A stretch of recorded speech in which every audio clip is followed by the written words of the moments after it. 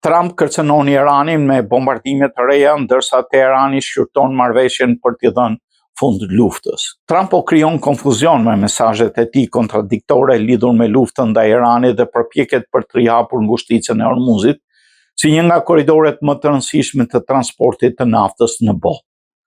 Brenda vetëm 24 orësh, zyrtarët amerikanë kaluan nga deklaratat për armëpushim dhe përfundim të operacioneve ushtarake tek parajmërimet për rifillim bombardimesh ndaj Iranit.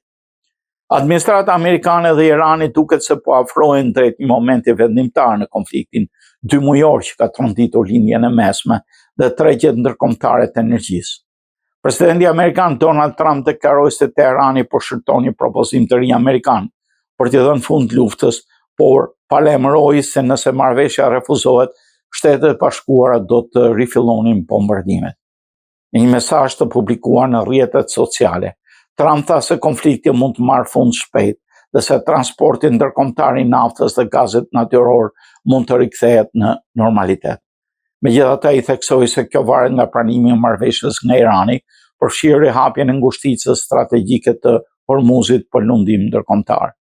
Nëse nuk bien dakord, bombardimet fillojnë, shkroi Trump, ndërsa tensionet mbeten të larta vetëm pak orë më herët.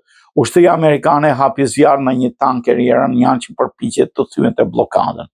Pavarësisht kësaj, tregjet financiare ndërkombëtare reaguan pozitivisht ndaj shenjave se një marrëveshje mund të jetë e afërt.